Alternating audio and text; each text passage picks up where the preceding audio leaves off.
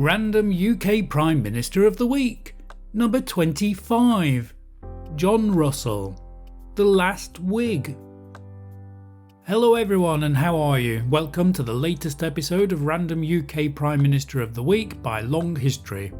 And this week's Prime Minister is more famous for the reforms earlier on in his life than his time as Prime Minister, but his time in politics and his premiership covers the whole of the first half of the Victorian era.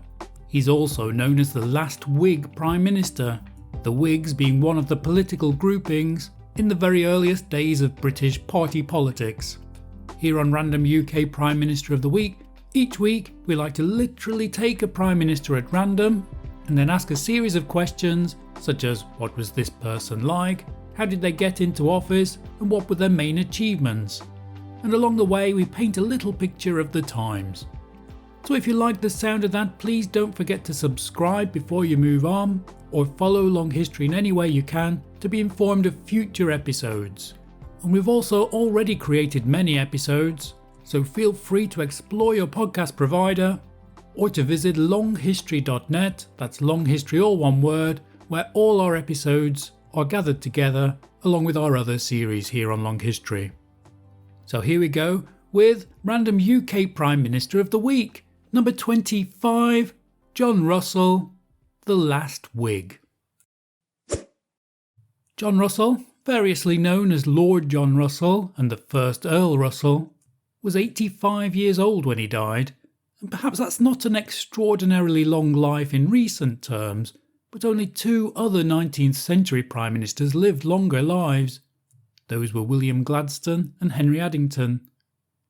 What makes John Russell's longevity particularly noteworthy, however, is that apparently he was one of those sickly people from an early age who nevertheless lives an extraordinarily long life. He played a significant role in the Great Reform Act of 1832.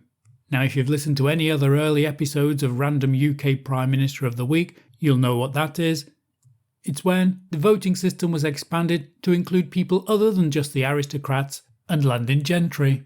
The biographies in this way note that his biggest achievements came before he was Prime Minister. Perhaps this was a man who was good at getting things done, but not so good at delegating tasks when he reached the very top job. He's far from the only Prime Minister to have got more done outside the role of PM than in it, but he was quite definitely a character, being intelligent, abrupt, and seeming to be one of those people who walked through life leaving a trail of offended people behind him without quite realising it. He was the last of the Whig Prime Ministers, at a particularly interesting time in the development of the UK's democracy, when the vote had been extended to more middle-class men in 1832, thanks in no small part to the work of John Russell himself. Between this Great Reform Act of 1832 and John Russell's time as Prime Minister, ending in 1866, there were huge shifts in the politics of the country. With John Russell as the last Prime Minister of the supposedly more progressive party, the Whigs, was in the interesting position of designing the new system but then defending a status quo that didn't want to give any more people the vote. Despite this supposed progressiveness, he held on to the then increasingly outdated view that those aristocrats and landed gentry who could already vote were ultimately the best people to make the choices as to who would best run the country. The Tories and the Whigs, the two political groupings of the time, although things were changing fast, were both ultimately the party of aristocrats and the landed gentry, one being more progressive than the other. With the vote being given to more people, however, a new party developed during Russell's time in office, the Liberal Party, and really it shows just how fundamentally debates in politics can change. The two parties being forced to admit that running the country shouldn't just be about which group of aristocrats or wealthy people should be the ones in charge.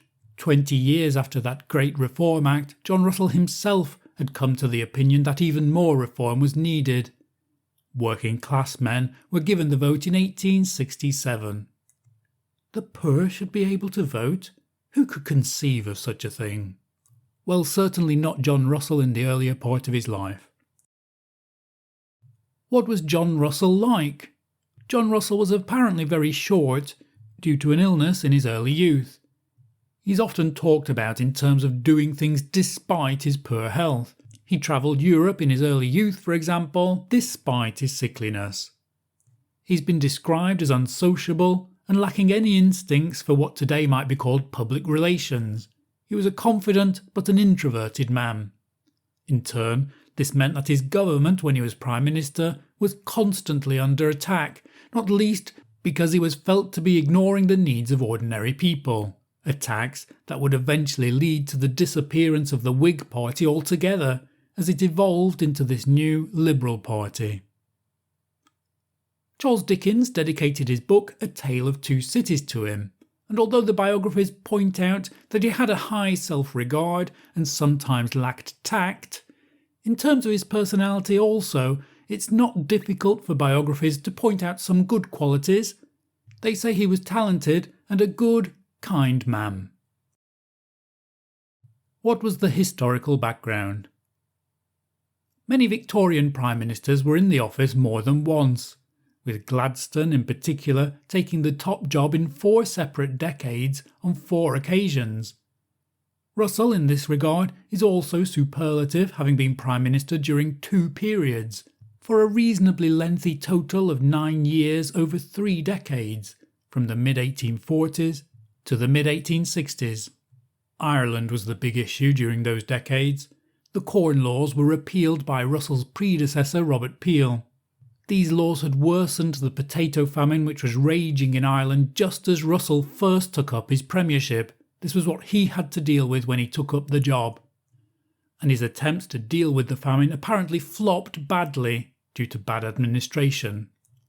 Arguments were raging about who was to blame for the famine, but either way the government seemed to fail in its attempts to relieve the famine. That was the key point. Out in the British Empire, Russell was involved in ending the use of Australia's New South Wales as a penal colony. Russell, not quite when he was Premier, but he was also key to the early colonial history of New Zealand. When he was Secretary of State for the Colonies, the UK declared its sovereignty over New Zealand, not least with the signing of the even today controversial Treaty of Waitangi. And he was also involved in the creation of the province of Canada, which came about with the combination of 2 colonies, Upper Canada and Lower Canada.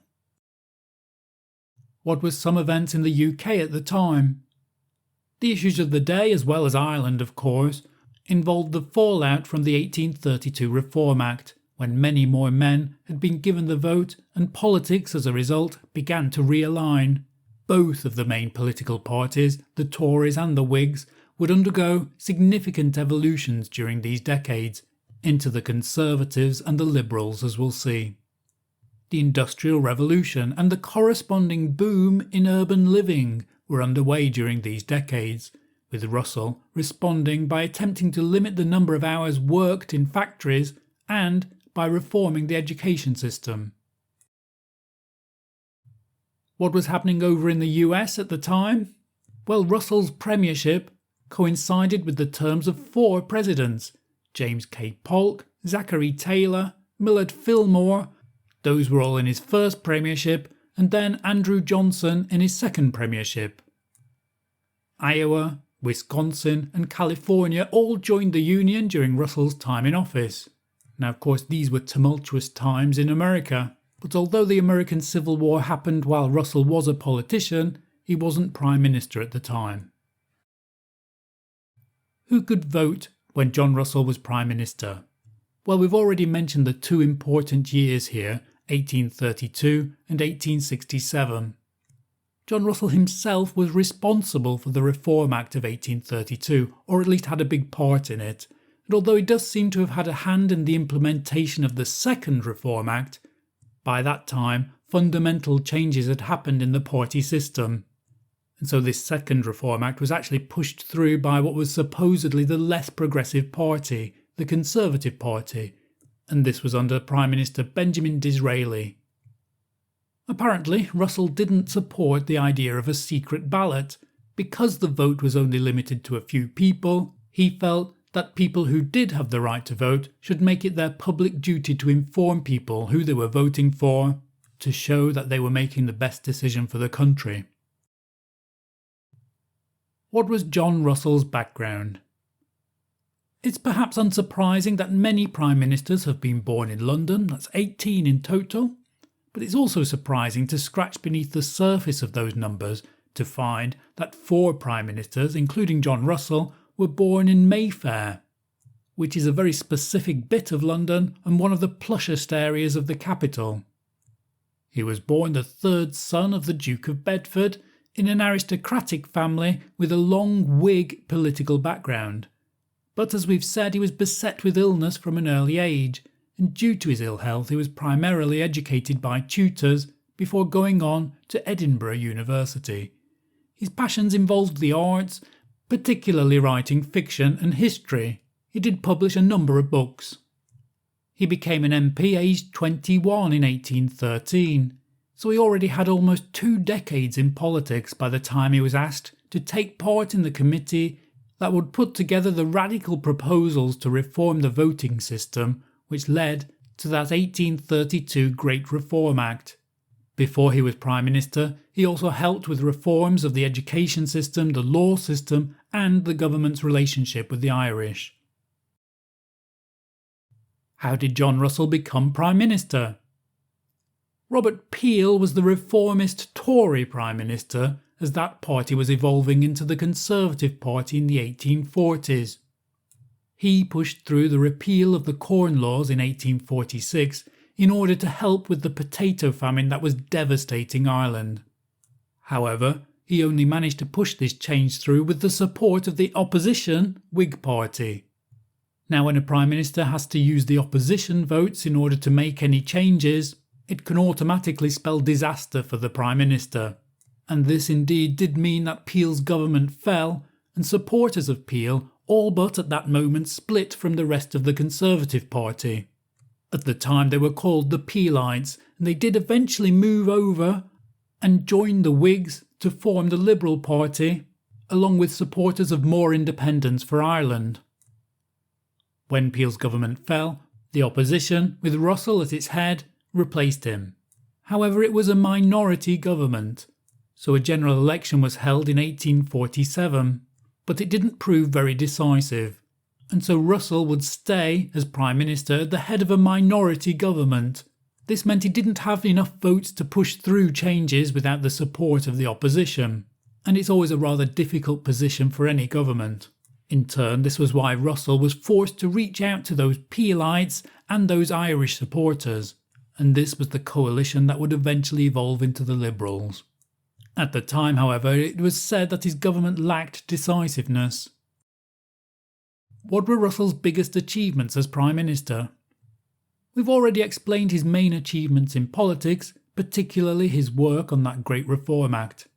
His law reforms also meant that only the most serious of crimes got the death penalty, and his reform of the education system began the standardisation of school inspections. Despite the perceived weakness of the Russell minority government, he did manage to push through laws that limited the number of hours that could be worked in a factory, and he helped resolve issues relating to the disposal of sewage in cities. Why did John Russell stop being Prime Minister? John Russell was a Prime Minister at the head of the Progressive Party. Yet he was accused of being standoffish and more interested in preserving the status quo than helping those in need. In an era when the Conservatives were realigning themselves, Henry John Temple, Viscount Palmerston, competed against Russell for the leadership of the newly emerging Liberal Party. It made Russell look increasingly out of touch. In response, Russell sacked Palmerston for his disloyalty in 1851 towards the end of his first premiership. But then Palmerston set himself up in opposition to Russell, bringing down Russell's government and letting Edward Stanley Smith, the Earl of Derby, into office for his brief term in power. Both the political parties during this time were realigning themselves, and Edward Smith Stanley, the Earl of Derby, entered power only briefly and with another minority government. So these minority governments always lead to an unstable situation, and the various opposition groupings at the time saw that if they worked together with the Whigs, they could be running the country. So one day, as it were, got their act together, Edward Stanley Smith, the Earl of Derby's government soon fell, to be replaced by a Peelite and Whig coalition, soon to be rebranded the Liberal Party, which also gave another man a go at the top job, and this time George Hamilton Gordon, the Earl of Aberdeen, had a go. So the Earl of Aberdeen was in power for 3 years from 1852, and it wasn't until 1859 when the various swappings of groupings would begin to stabilise with the official creation of this new Liberal Party. And if you remember, it was partly prompted by this rivalry between John Russell and Henry John Temple, Viscount Palmerston, and you might have assumed that these people by now, a few years later, would be sworn enemies. In fact, they reconciled, and Russell became Foreign Secretary in Henry John Temple, Viscount Palmerston's government, until he died in office. And when that happened, Russell took his place as the leader of the Liberal Party and Prime Minister in his own right for a second time. And although he inherited Palmerston's majority, it was another slightly unstable situation, because this wasn't a majority that Russell himself had earned. The Liberal Party failed to maintain its unity, particularly as the issue of voting reform came to prominence again. The reforms, as we've said, would eventually be pushed through just a year later when Benjamin Disraeli and the newly formed Conservatives opportunistically pushed through the reform to try and gain the resulting electoral advantage of having extended the vote to many new people. It was a tactic that ultimately failed. In the Liberal Party, in the meantime, Russell was replaced by one of the Victorian era's stalwarts, William Gladstone. Why should we remember John Russell? Although he was Prime Minister twice, his premierships reflect the complicated days of the realignment of politics from the mid-1840s to the mid-1860s. His premierships didn't quite seem to gain traction, with Russell perhaps lacking the popularity to be able to stamp his admittedly strong personality on his first administration, which was a minority administration, and then during the second administration, which he'd inherited from a very popular Prime Minister, Viscount Palmerston.